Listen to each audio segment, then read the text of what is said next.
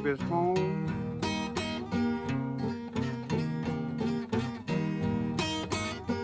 Cairo, Cairo is my baby's home.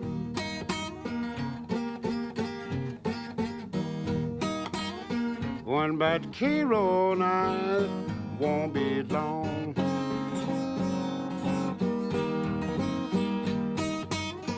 Women in Cairo, they will treat you kind and sweet.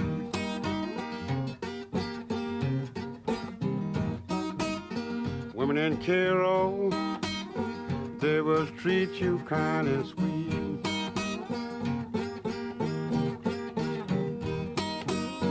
Catch you around and take you off your feet.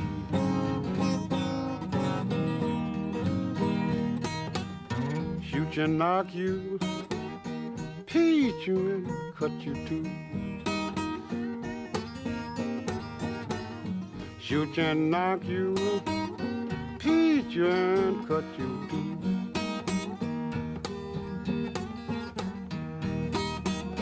They get through the graveyard, then for you.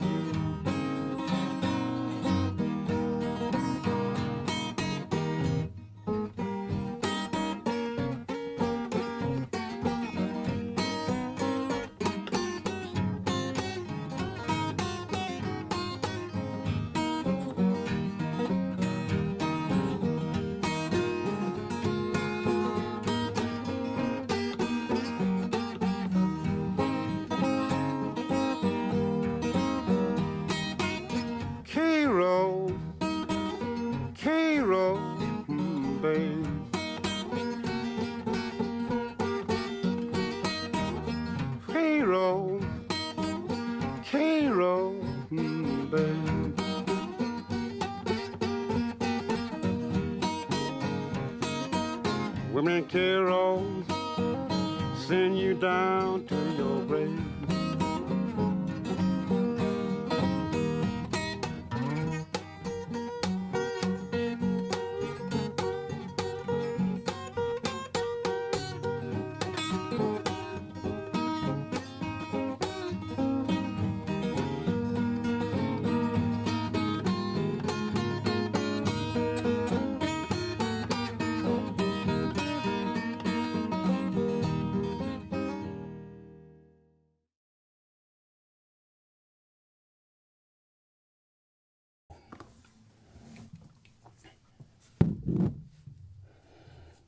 Yo, the music stopped, and I haven't noticed. Hi, and welcome. Welcome to another live stream. Good, we're all set. Well, almost. Anyway, hello, sliders. Today I'll call you sliders because it's all about learning how to play slide. Beginnings, very, very basic. We'll go back to the roots. How to do things, how to choose the slide, and lots of other things. Anyway, this is live stream number 81. We started in January 22, and we're going towards 100 live streams, and then we'll see what I'll do. Anyway, this is a live stream dedicated to traditional blues or traditional music styles, starting from blues, country, ragtime, hillbilly, with emphasis on slide, because I just love slide playing. Remember some things. If I can play it, you can play it. Keep it simple, but make it groovy. And I wrote down a couple of more of those, but we'll go do that later on. Well, one disclaimer before we really start, before you guys, maybe I'll say this again later on because not everybody's here who promised to come, but there are always replays, which is great. So this is just something that works for me. I'm not telling you the God-given truth about slide playing. It's me. It's just a long time slide guitar player who's gonna tell you about it a little bit, and you can take it for what it's worth, and yeah, maybe we'll all learn something. I always learn something. I've just learned a new lick while I was tuning up for this, and I'll show you later when I take this other metal guitar. which is always like that. You never know when the idea will come, which crazy grip you're gonna, have on the neck, and then just pick it like, oh, this is new. This is new. Great. So that happens when we play. So play often. It's gonna be great. Let's see who's here. Early comers, Phil Thorne, my good friend from the UK. Welcome, Phil. Oh, that became very small here on the screen. We'll make it a little bit bigger. Right. Chris Kerker, hi buddy. Good to see you. Oh, thank you. Oh, the shirt. Well, this is actually, there's a reason. Chris, there's always a reason why I have I'm wearing something in the live stream. This one today is like, you're on mute if you don't, utilize all the possibilities of good slide playing. When you think of things, technically, the grips, the shapes, sizes of the slide, and everything. All that are the things I'm going to be talking about today. But anyway, great to see you here. Buenas noches. Yeah. Tom in Spain.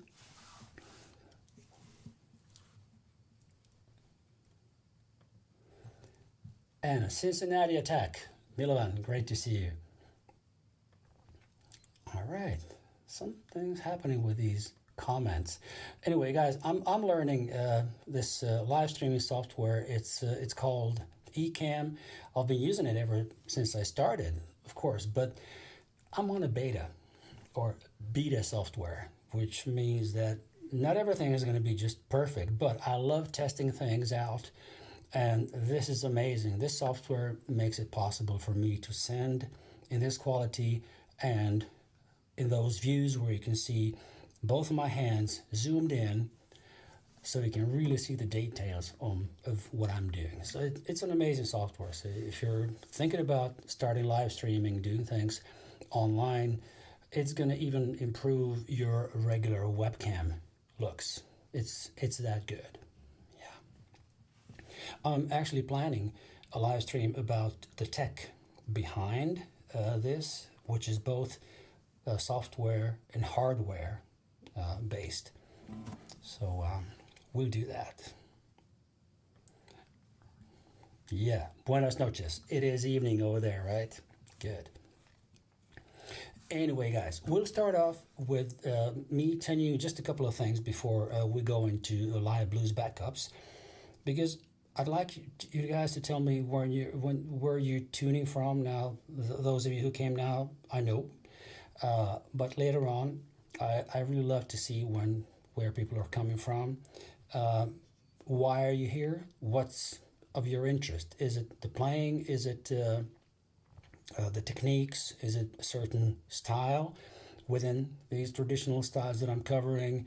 Are there any pain points in your playing? Right? Suggest any future topics. Just feel free to throw it in the chat, and I go through that every time after I've live streamed, and I go through whatever you guys were telling me. That's great. Good. So I think I'll just go over to the live blues backups. And we'll start off as usual without my slides in the way, because we'll be talking about these in a minute. So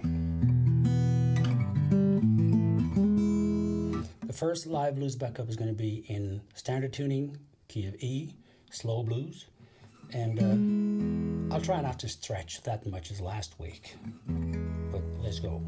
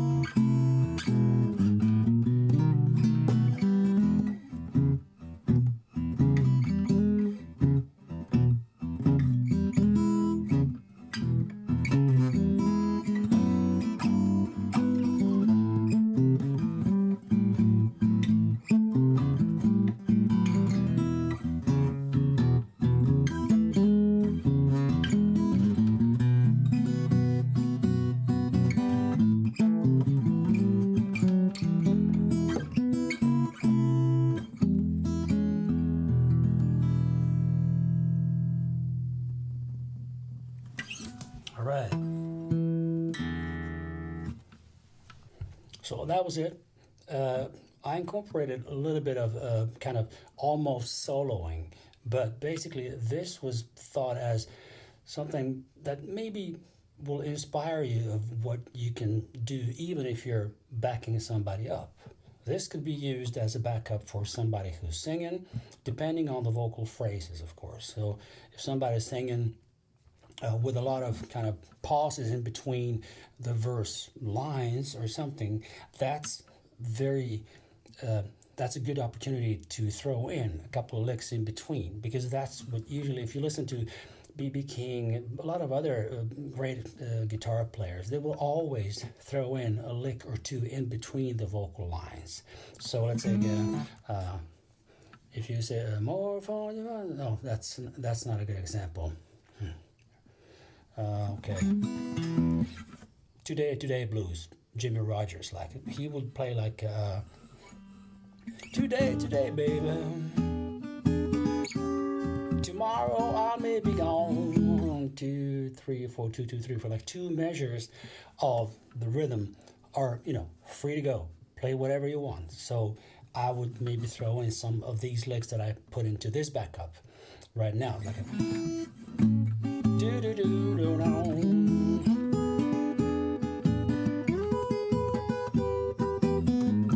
today, baby, and so on. Which means while you're singing, keep it simple and very basic, and then in between vocal lines, just throw in a couple of licks. It doesn't have to be anything complicated.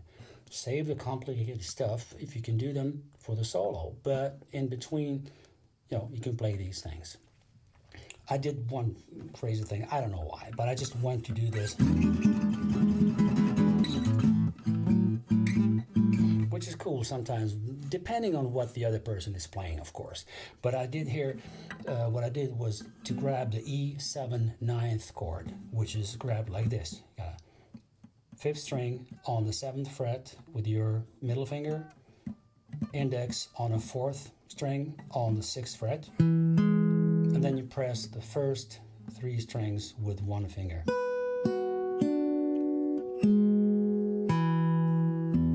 And open string. And then the next lick I played was which is to emphasize this, 7th 9 before I switch to A, and so on. So basically, that's all I did that was new. The rest of the stuff I've played before, and I always or usually explain what I'm doing after all these backups. Okay, maybe one thing. This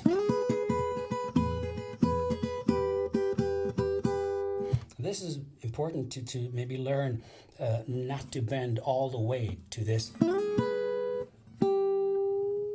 You don't need that majory note. You need the bluey in between. And you can hang in there like and combine that with a backup, right? So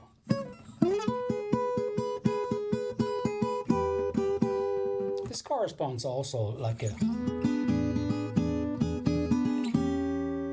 So if you're playing with somebody and this other person is doing this, then you can just, those two go nicely together. It's almost like a jokey thing to do, like a funny thing to maybe look at each other and you say, oh, yeah, got it there, you got it there. So it's just cool. Yeah, that was it. That was a backup in standard tuning key of E. Now let's go to open D, but with a twist.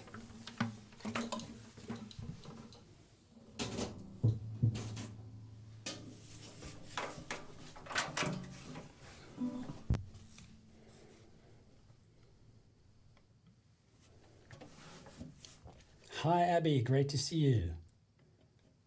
Even if your comment came in very small, but we'll make it bigger, as big as it deserves.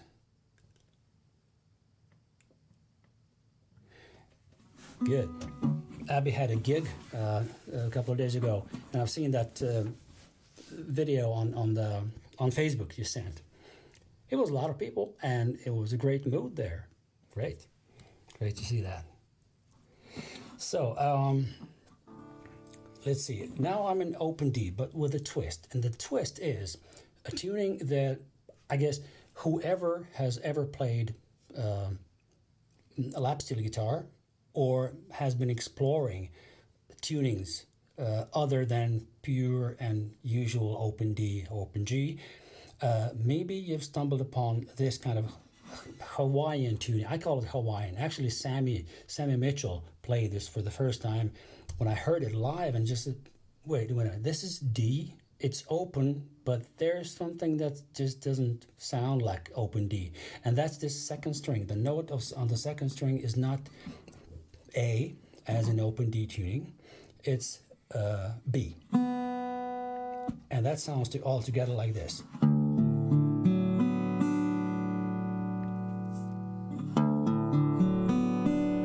And if I glide with a slide to the 5th fret,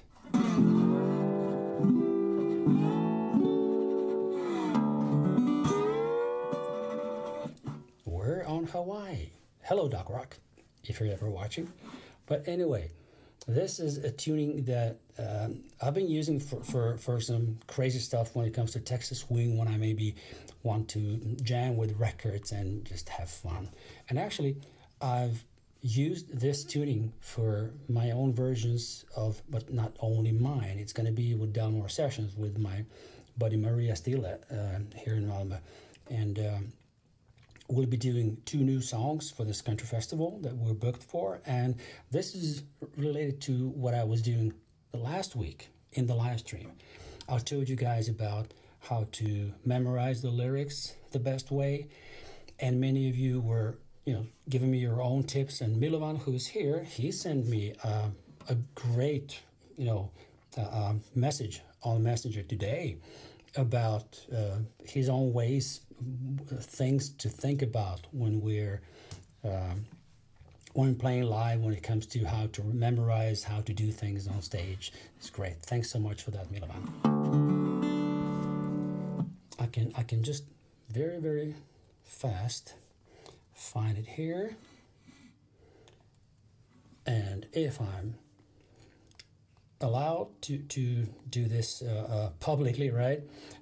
My dilemma last week was also about some lyrics that you read about from the songs, and some of the lines are just not translatable to somebody who's not a native English speaker, right?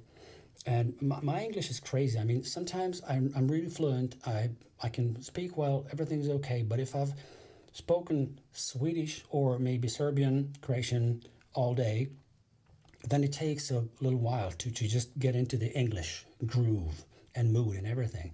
But despite of that, when you start singing and learning those vocal lines, like he's got no piano for the A to the bar.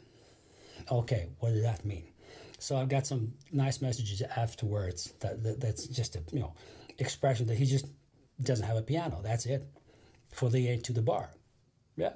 And there are many other expressions like that. And Milovan just wrote about that shaky, sugary like expression, and that sometimes we try to play like the old blues masters, kind of slurring words and trying to imitate the idioms of that time. And I mean, one major part of us today playing the blues, which is a more than 100 years old music style, is the imitating part, which means we need to identify with the style, with the way of thinking, with the way of singing and all that. And sometimes that includes that you try to pronounce those words equally rough as in the original. Sometimes it's really funny, sometimes it sounds stupid, but yeah.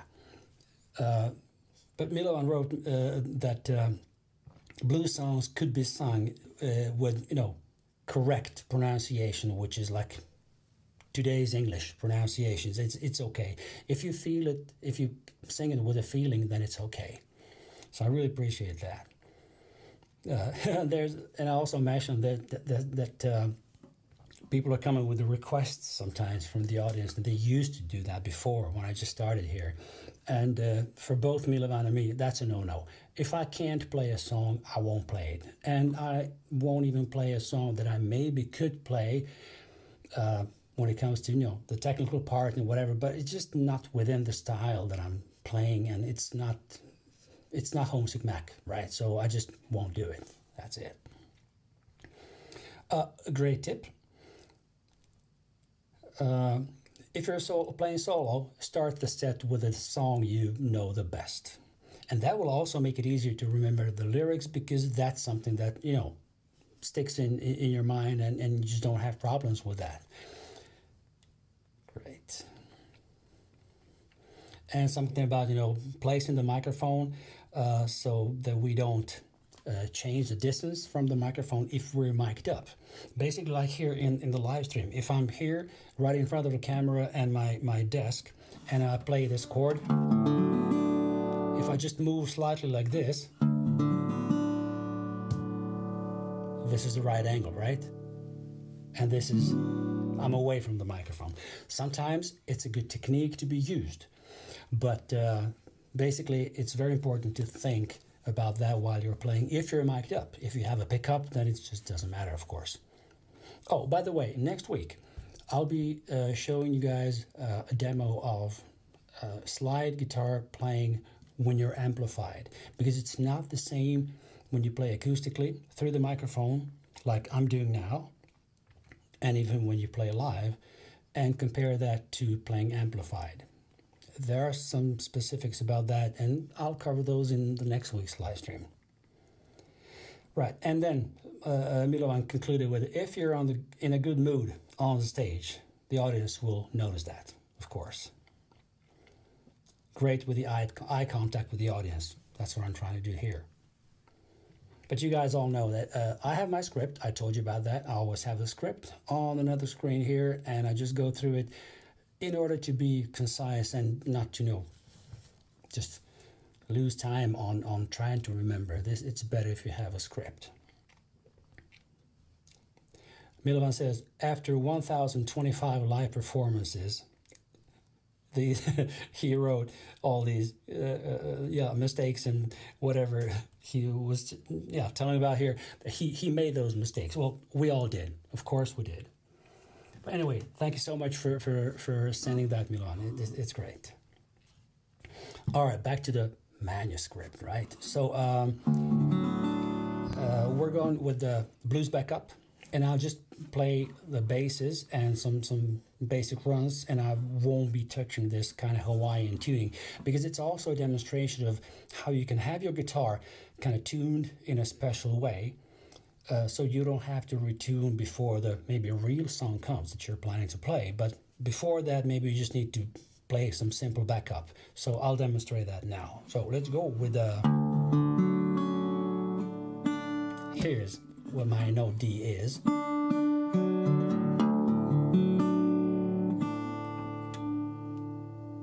I'm in tune. All right, let's go. Open D, slow blues backup, and let's go.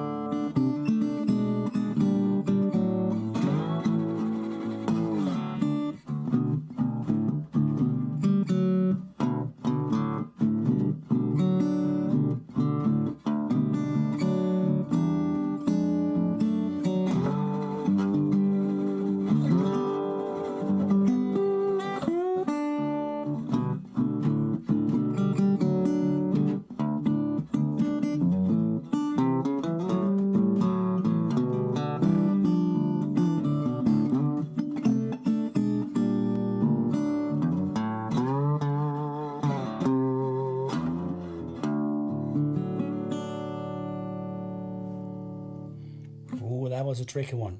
I was actually practicing before the live stream and it went quite okay, but now I just got myself picking that string and it just wasn't a real straight open D. Try to fool around with this when you get the kind of same note by grabbing the D note on the second string. So this is D, C sharp, C, so it's B.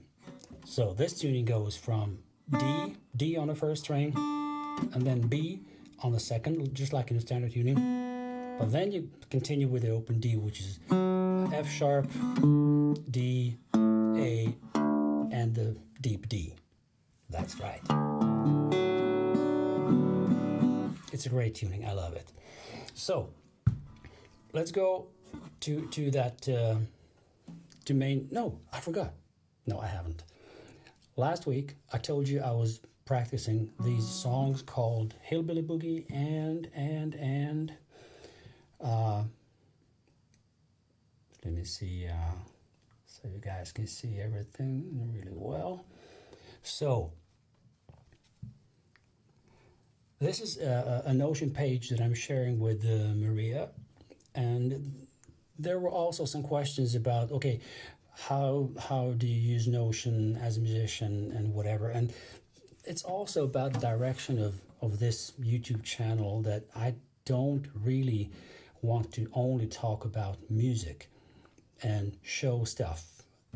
I also want to share the problems and challenges of being a musician and trying to do all these things together. And I'm not only playing music, I'm doing lots of other stuff in life. And I'm also utilizing some software that really makes everything much easier. Just imagine how better this is compared to sharing files on Google Drive, which is okay. Dropbox works for loads of musicians, and I guess big stars are maybe using it. I don't know.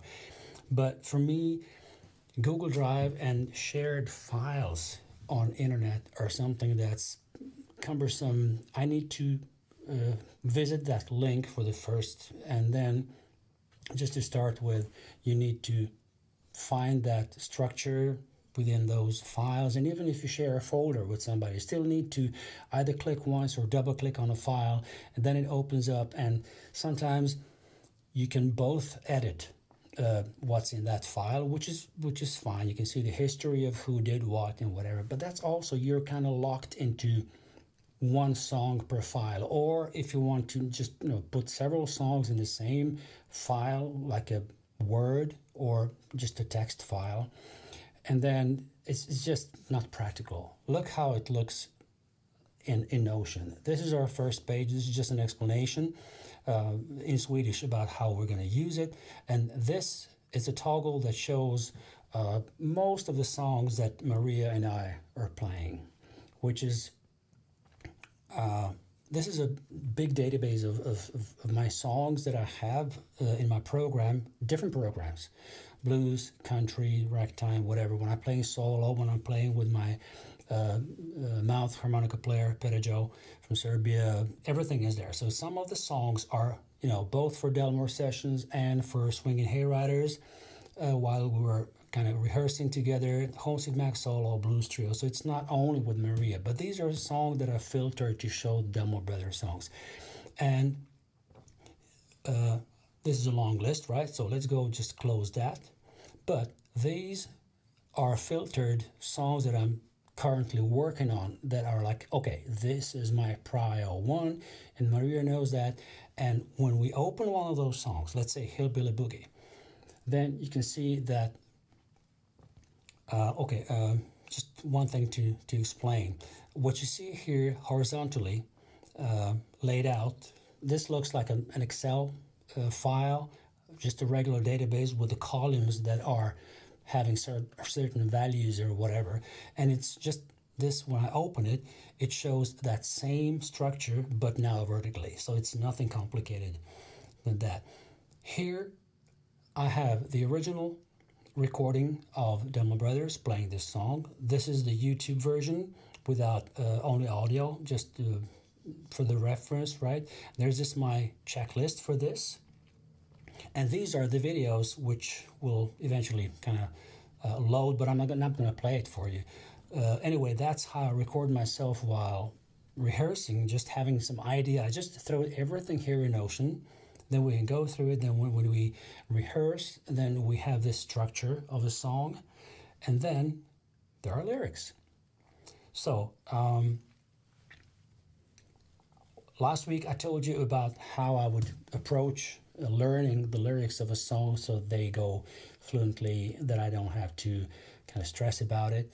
And one of the ways to do it was to remember the first words of each vocal line. That's the first. And then I'm usually visualizing what I'm singing about. So if you see this first, I know a fella from the Alabama way. He plays the blues in a different sorts of way. He's got no piano for the A to the bar. Yeah, remember that. But he picks out the boogie on his old guitar. So this is something I'm thinking about Alabama to start with. Then I know I have to say, I know a fella. Then the next line is, he plays the blues. So I'm only thinking about the word blues before I start singing that. While I'm singing this, he's got no piano for the A to the bar. I know that the next verse, next line is starting with the but. So I'm thinking about with the word but while I'm singing the previous line. So that's kind of leading myself into the next line. Then you got this second verse. Listen, all you fellas, if your gal's kind of cold, she don't want you loving and thinks you're too bold. I do the same thing there. Sometimes I can even mark a word and put it in another color or something if I need to. But I didn't need to do with these things because I've been listening to this song for ages, right? And if you trust me, let's say I'll look into the camera and I'll pronounce those words, the lyrics, just to prove you that I've been working on it and maybe inspire you to learn some new songs and new lyrics by using this method. And of course, I'm feeling stage fright right now because I need to do it now. I promise, and I'll do it. So I'm not using a teleprompter. For those of you who don't know about it, a teleprompter is, what announcers on the television are reading while they're looking at the camera at the same time. I'm not using that. So the lyrics are there, and I'm singing here. So I know a fella from the Alabama way. He plays the blues in a different sorts of way. He's got no piano for the A to the bar. He can pick that the boogie on his old guitar. He plays the hillbilly boogie in a low-down way. He can play the boogie, play for me any old day. Listen, all you fellas, if your gal's kinda cold, don't know what you're loving and think you're too bold. Make for honky tonk, go there tonight, play some hillbilly boogie. Now do you alright, just a hillbilly boogie in a low-down way. So I got away with it. There was this little glitch. She don't want you loving and she thinks you're too bold. But I kind of saved it. I guess it's gonna be good until December 2nd, right? So that's that song. And I also started working and learning the lyrics to Honky Tonk Man. And that's also something, I don't even have the lyrics here. Oh yeah, I do. Yeah, they are here. So I'm a honky tonk man, I can't seem to stop, and so on and so on. So you can see the lyrics here. Let's go from I'm living fast and dangerously. I'm living fast and dangerously, but I got plenty of company. When the moon comes up and the sun goes down, that's when I'm gonna see the lights of time. I'm a honky-tonk man, and so on. And then the next verse is like, it takes a pretty little gal and a jug of wine. That's what it takes to make a honky-tonk mine. When the jukebox is blowing a honky-tonk sound, that's where I want to lay my money down, 'cause I'm a honky-tonk man, and so on. So, yeah, I got it like 92% maybe, but that's it. Jesus, we need to go to the topics for today. I only have 20 minutes left, so let's do it.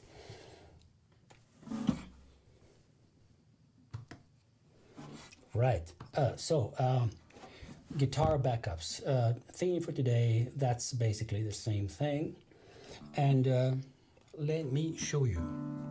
The first thing to do the housekeeping is, it doesn't really matter what I say. Find your own way. It's okay. But what is slide playing? It's using a metal or a glass rod or whatever you got that can glide over the strings.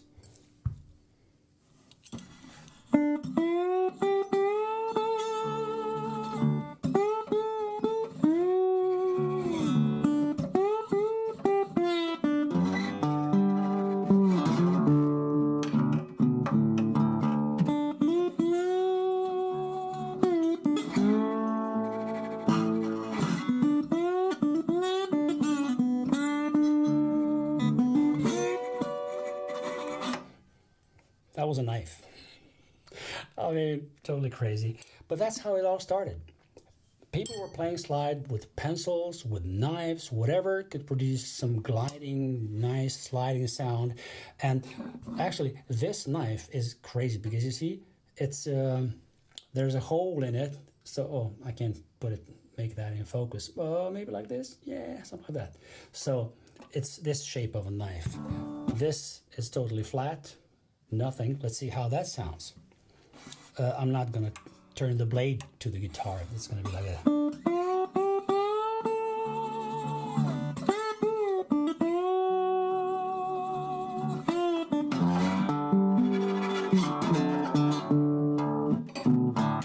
I would use this other part, right? The handle. It's got more mass to it. Why? Because it's thicker. It's giving you more sustain and it's carrying the sound better. And now just fast forward and a real metal slide, and I'll play the same melody line and you'll hear the difference.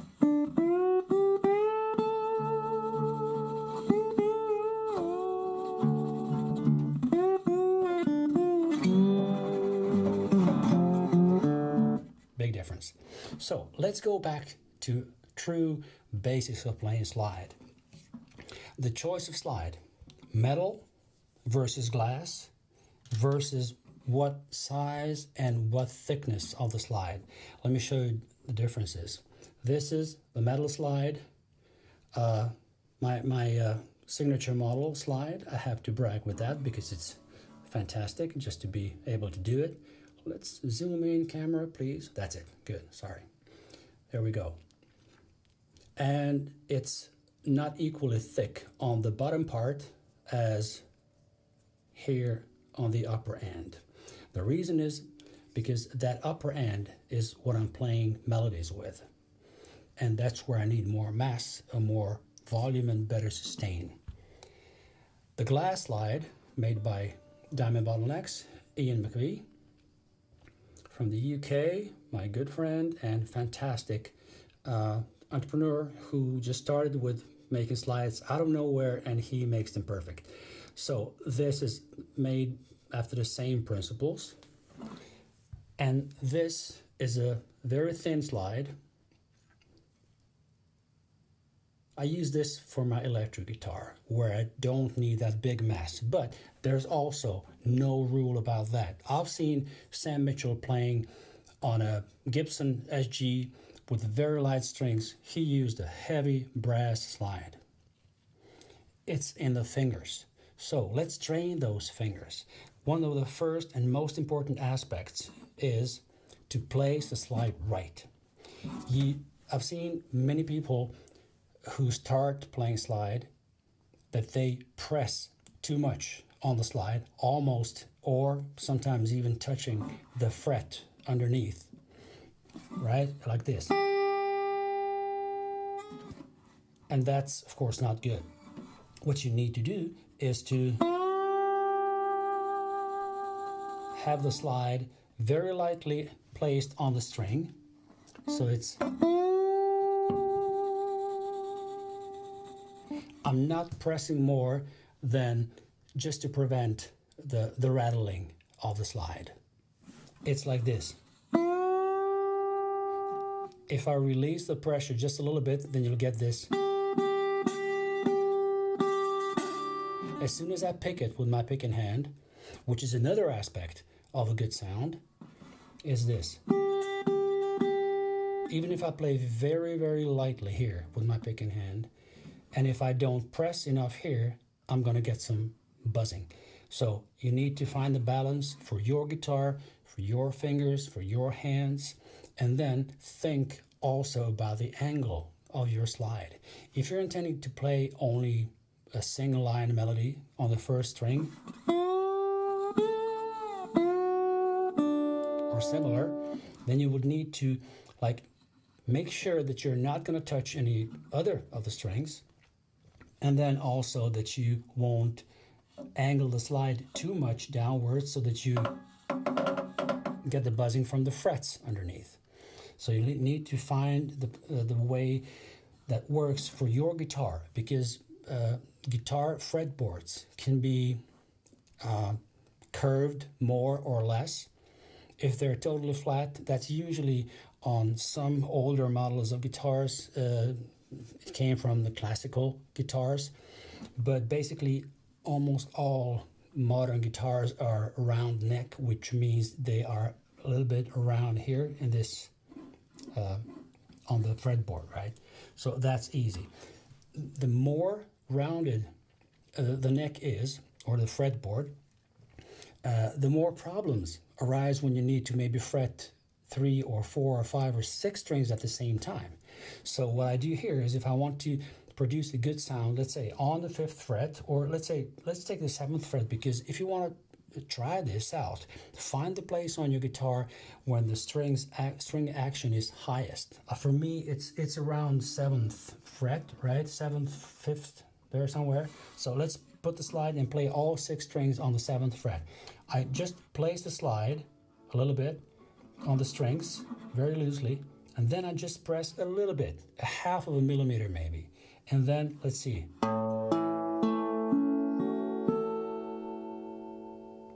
Okay, I got away with that.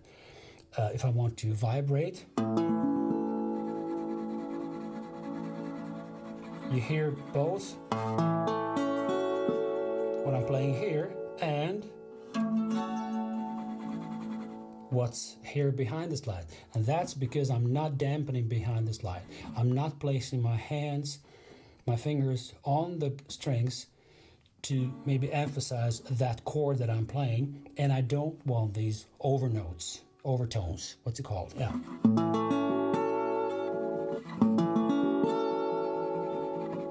So now I'm fretting behind the slide. It's the same with the single notes. Let's say if I play the 7th fret on the 1st string, and you hear that's only that note you're hearing. But if I open it up, I don't fret behind it, it's going to be like this.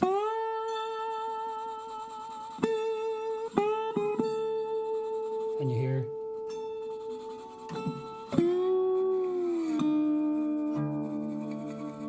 Sometimes this is a great technique to utilize. So practice both with or without dampening behind the slide. And there's one thing that's very important when it comes to dampening.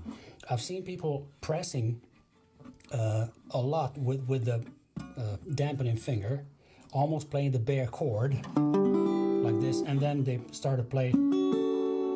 Then you just can't vibrate. You need to place the finger very lightly, just to dampen the strings, nothing else. Just touch them lightly like this. See? And then place the slide on a string or the chord you want to play. Because this way, this is your anchor. This finger is your anchor, and of course, the thumb behind the neck.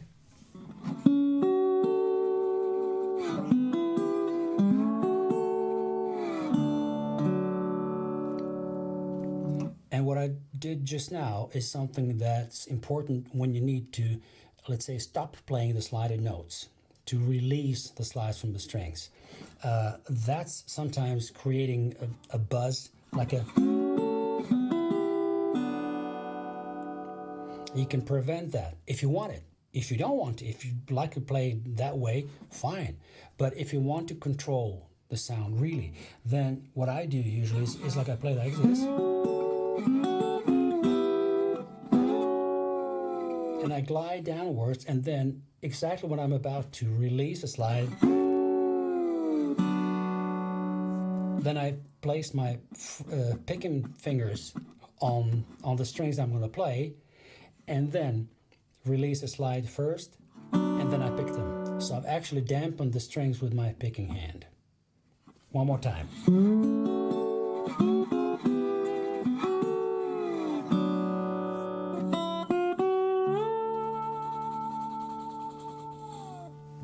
Those are the basic techniques that really, really help you. You know, if you think about these things, just press as much as is necessary, depending on your guitar, string action, string gauge, and lots of other things.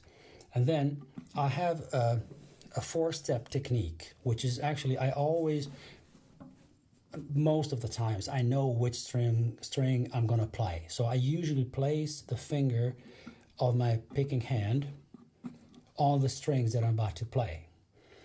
Let's say if I want to play the first string, then I would go to, if I want to dampen behind the slide, that step number 2 is to dampen. So the first step, touching the string, dampening with my left hand, placing the slide on the string, and then I'll pick. And that's why this note is so clean. So I do dampen, dampen, place the slide, pick it. Or if I wanted to glide to a note or something, let's say if I want to glide from the 4th to 7th fret, then I would do like this. Dampen, dampen, place, pick, and just glide with it. And then the vibrato in the end. Which now leads us to the most important part of your slide playing. You can place your slide the best way ever.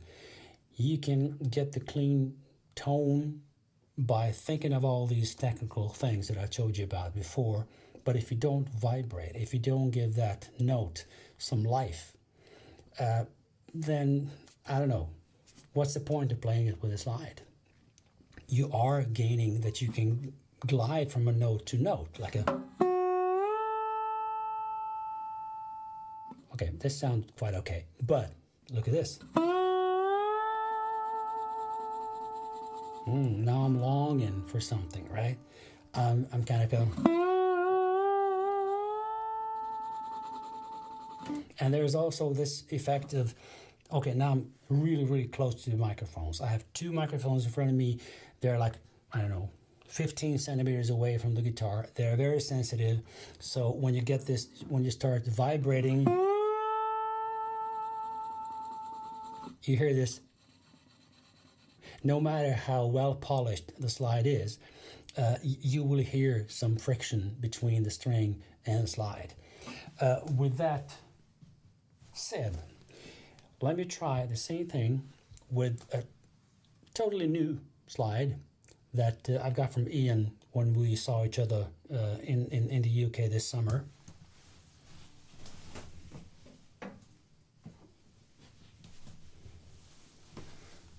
And I haven't played it because it's my golden reserve. If I get a studio job or something that really, really, really requires totally, totally clean sound, this is played maybe 5 or 10 minutes while I was at the Blues Week. So if I play the same note,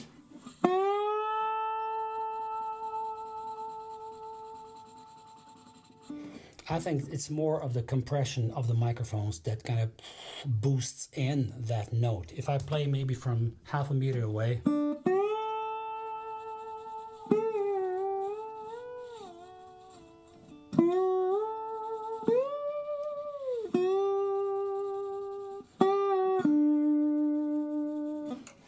it sounds beautiful. It's a fantastic slide. I love how it carries the note, and there's all this little catch. Before I show you exactly about the vibrato, I have 2 ways to vibrate the note.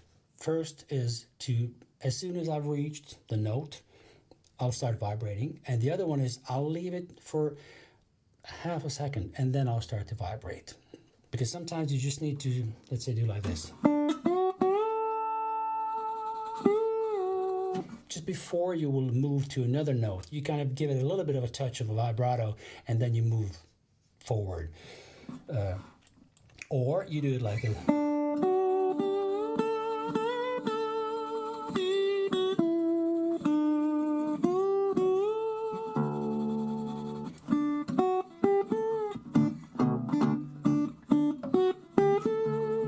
Right? When the Saints Go Marching, I start vibrating directly after I've reached the note. But then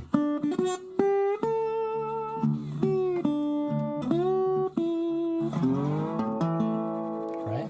So sometimes you will vibrate directly, sometimes you will wait just a little bit. And the physics of the guitar, the physics of strings can sometimes emphasize that. Let's say if I go to the 5th fret of the bass, 2nd bass string,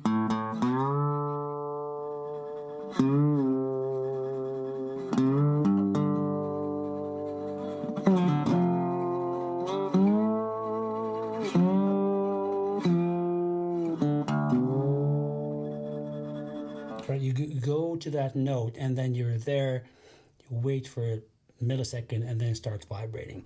That's also a very good thing to do. So vibrato, where does it come from? Every musician is unique. My vibrato won't maybe work for you, but the basics are the same. You need to vibrate by moving the slide sideways. Left, right, left, right. That's it. So if we choose a note on the 4th fret, and we're moving left, right, left, right. The movements are, let's say, 2 maybe millimeters in European measures. Left, right. So I find the note, make sure I have the good intonation of that note. That's one vibrato kind. The second one would be if I'd be more energetic, and the more energetic you are, you can have the longer movements. Let's say I'll go now to maybe 0.5 centimeter, 5 millimeters on each side.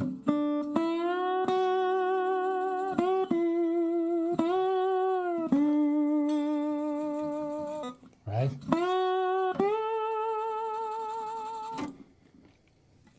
And you can be really, really energetic and do it even faster. Well, we are talking basics now. So the main vibrato that I'm doing is happening with the help of my thumb behind the frets here, behind the neck. And I usually put it maybe, it's just as if I'm grabbing something like that. Just imagine, okay, I'm grabbing an apple. That's it. Take out the apple. Sorry for the analogy. Take out the apple, keep your claw like this, and just place it on the strings, and this is your anchor, your thumb. It's right somewhere in the same height as my index finger, basically. And whatever I do on the guitar neck, I always have these two in sync. Let me demonstrate.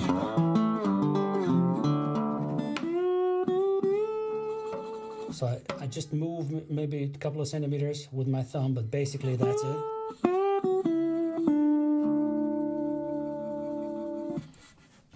And the movement is not in the elbow. The whole arm is going like left, right, left arm, left, right, right? I kind of lock my wrist and it's moving left, right. Let's show you from this angle, right? So it's not only in my finger. It's not like movement of my elbow, my shoulders or something.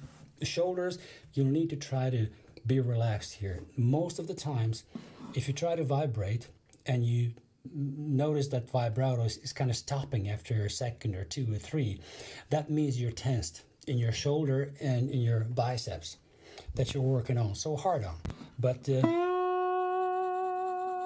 your biceps here is just to keep the arm from falling down.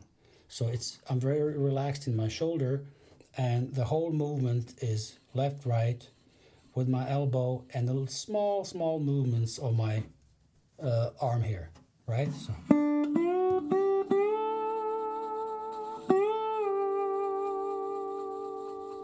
You see, this movement is very smooth, so I can do that for hours if I need to, because I'm totally relaxed up here. That's the first reason if you have problems with reaching the good vibrato.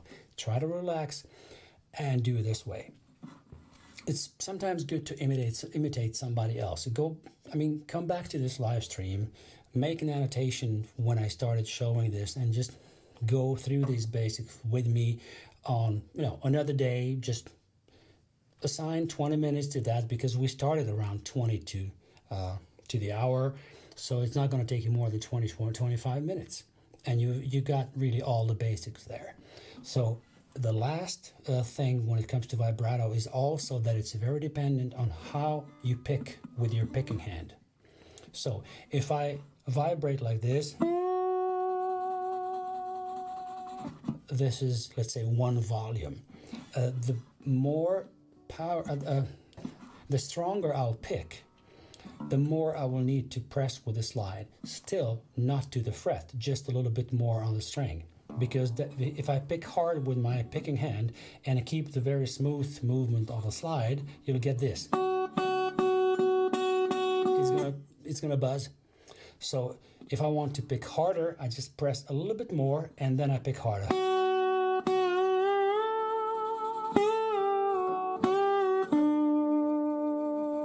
Right? Then I'll play the same thing with a very light touch.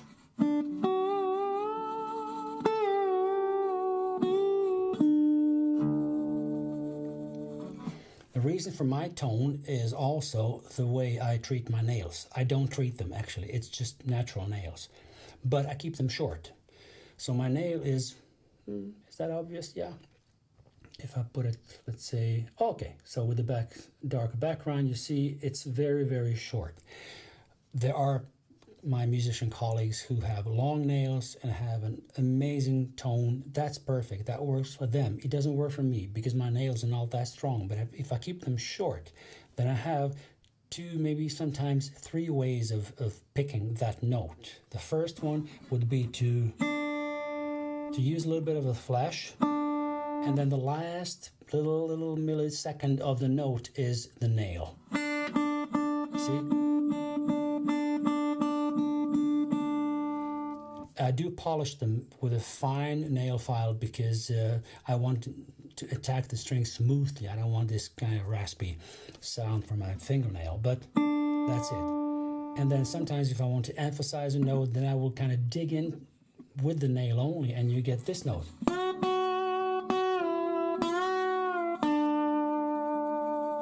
This sounds better and it's more emphasized when I play amplified. So maybe I'll show you this next week when I show you with a pickup and everything. So that's the key. And then the more of my flash I'm using, the smoother the tone will be, especially acoustically. And then you like to do that.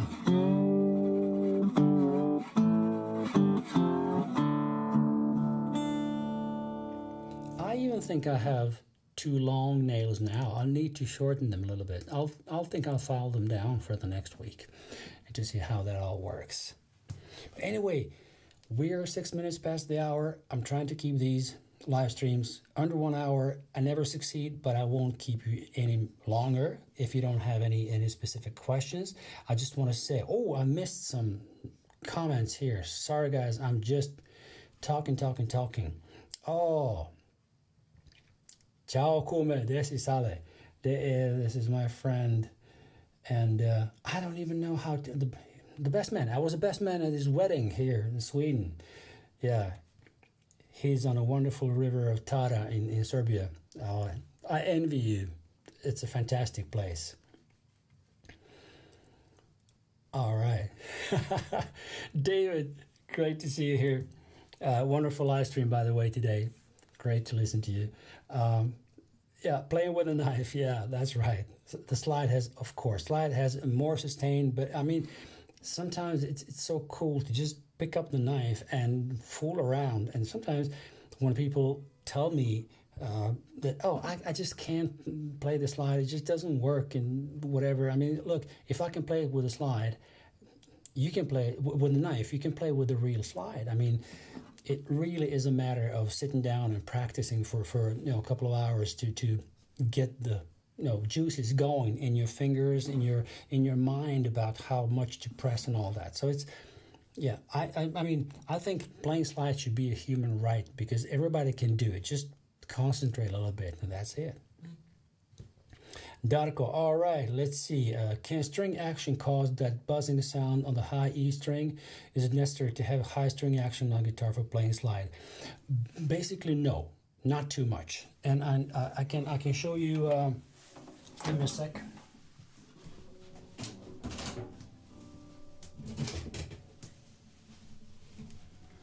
On this guitar, which is my kind of jazzy. Swingy, jazzy, silver tone guitar. The string, oops, sorry. For those of you who are listening through your headphones, I'm sorry, because every time I bump the microphone, it just clicks very hard in your ears. I apologize.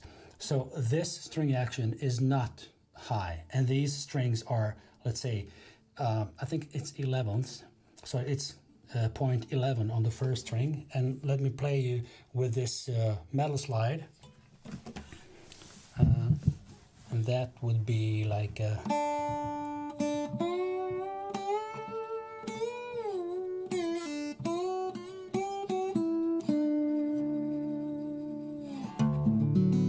it's got the same open D Hawaiian tuning as the other one, but it's a, you just need to have a light touch. What's buzzing here, actually, it's this this cover for the plectrum. If I would play with this very, very light slide on this guitar, it's easier to get a clean sound.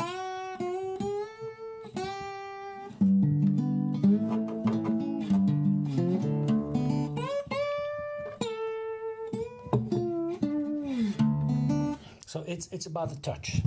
Just like when I told you that Sam Mitchell played his Gibson SG, no, not the SG, Les Paul Jr. That was the guitar. So he played that guitar with electric guitar strings that he used to bend, and then in the middle of the set he would just switch over to slide, retune really fast, and then he'd do it. With a caveat, he didn't tune down to open D. He just went up to open E. So he raised the pitch on the third string from G to G sharp, and then he went to E on the fourth string, B on the second, and then the first string would remain E. So he just went up to open E.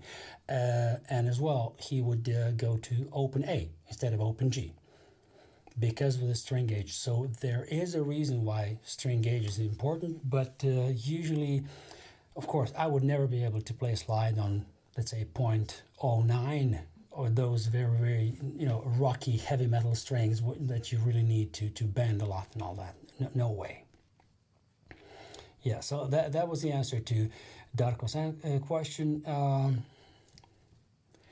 A key thing when sliding is never go sharp. Very good point, Phil. Very good point. Because if you're a little bit flat, it's always easy to kind of glide up to the right note, or even leave it there somewhere just in between, which is so musical sometimes that we don't really nail the note totally. Exactly. I know what you mean. Oh, David, great to see you.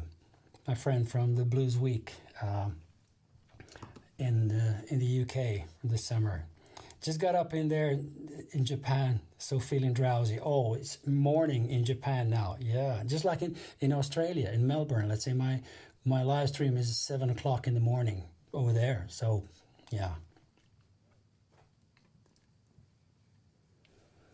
Thank you so much. So David was with us during the Blues Week, and I enjoyed your company as well. It was great to meet you. Hope I'll see you next week. No, next year. But here, next week, on the live stream, I will be talking about some other things as well, but we'll also do a demo of how to play slide, beginner stuff when you're amplified. And I don't have a guitar with, let's say, undersaddle pickup. My pickups are magnetics. So there are some advantages to that, I claim. And I just lied to you because I do have a guitar with an undersaddle pickup. It depends on if it's going to work for the next week. We'll see about that. But anyway, thanks for coming today. It's been a blast, and I've seen some really, really nice comments and many likes of the video. Thank you so much. Those of you who didn't, you might as well can like it. And definitely come back next week. It's going to be a blast. Right. So let's go to the outro, and I will see you on Monday, 13th of November. All the best, guys.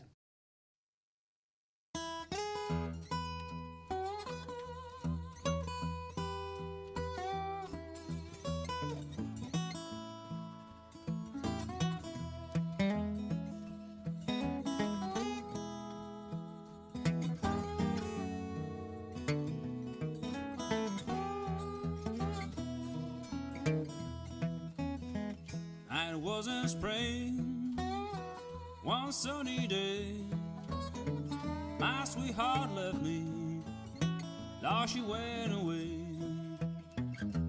Now she's gone, and I don't worry, but I'm sitting on top of the world. Things could call me up, down and out by soul. Said, come back, Daddy, Lord, I need your soul. Now she's gone, and I don't worry, 'cause I'm sitting on top of the world.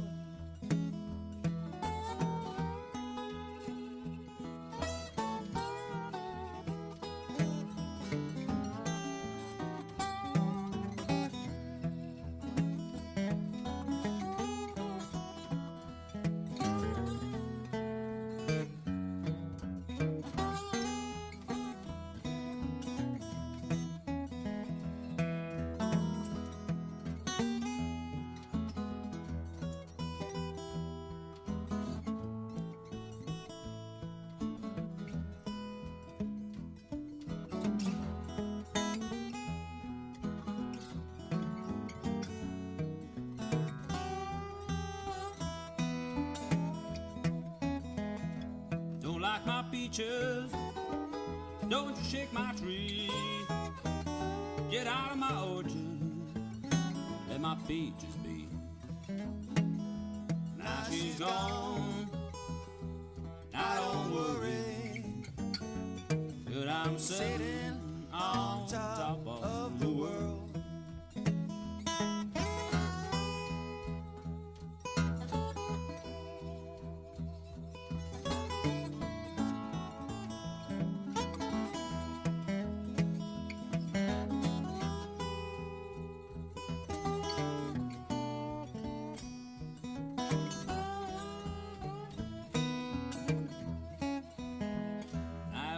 Spring, one sunny day, my sweetheart left me, now she went away.